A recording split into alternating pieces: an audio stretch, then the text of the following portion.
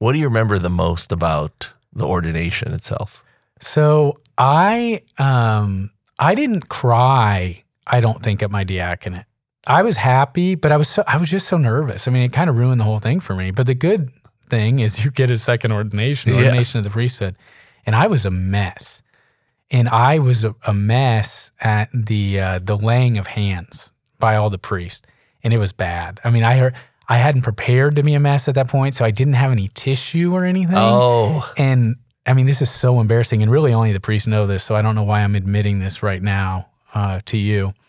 I apparently had snot going like this far from my nose. Really? Like, I was just such a mess, and I didn't have anything to wipe it on, and I was wearing a brand new alb that I had planned to wear for my first mass, and so you don't want to wipe on. I was like, do I want to wipe this? I don't know what it looks like. I can't see myself.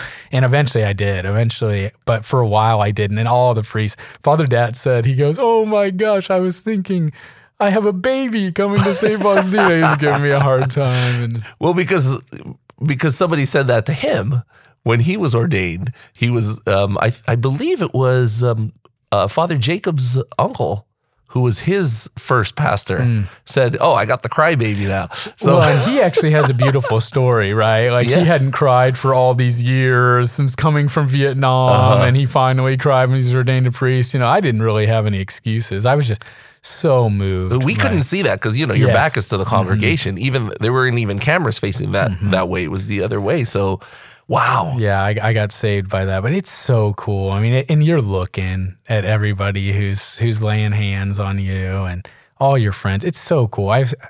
God has blessed me. I have so many priest friends, you know, guys ahead of me in seminary or guys who were priests when I was in seminary. And it's just like, wow, like I am among these men now. You know, it's fun. And they do that. You'll see them and you go, Father, and they go, Father. You know, it's just really cool. And there was just a really overwhelming sense of like, yes, now I am a priest of Jesus Christ's high priesthood, but now I'm also a priest with all these guys in this archdiocese. I think the best time to ask a priest about his opinion of the presbyterate is at his ordination. It's all optimism, all high hopes. Like, I love all these guys. It's great. Now, what about the other guys? Did you notice them getting emotional? You know, Father Jacob or Father Luis? It's so funny. I barely noticed them. I mean, during the rite, you know, first of all, you're conscious of like, you don't want to be turning too much or anything, but then you're thinking so many things, you're praying so many things. And I remember the first time I acknowledged either of them, and side note, I know they were both very emotional. But the first time I acknowledged them was when we kind of went back to the chairs that they had reserved to us, and we were getting into the liturgy of the Eucharist.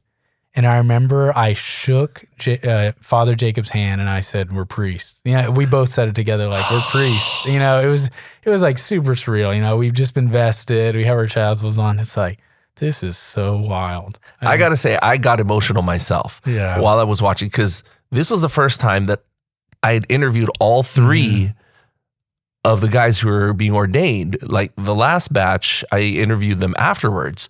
So I'm sitting there with my wife and I'm like, okay, this guy's story is this and this guy's story is that. I'm like, oh my gosh, I feel like I was getting all emotional myself, knowing all three of your stories and probably having a bit of an idea what might be going through your head at the time. It's really emotional. Yeah, and I pointed to the part where I got emotional later, but I remember walking in and people noticed this. I mean, I was struggling, and it's so funny because I've been at so many weddings, serving as an altar server, as a deacon, and that's like the best part. You know, like when the groom's walking down at the beginning, and you can tell he's like really nervous but so excited. But then when the bride comes in, you know, it's just awesome. And I can like hear you'll be so close to the groom as a deacon, you can like hear him crying, right? You know, and then you can see the bride looking at him, and it's just really beautiful. And it was like, I was thinking like, this is that, you know, I mean, this is, and it was, I just processing in that liturgy and the beautiful choir, it's really kind of overwhelming. And I found myself when we were singing the Gloria, like not being able to sing parts of it because I was like about to start crying. Oh, you're getting choked up. You get like choked up.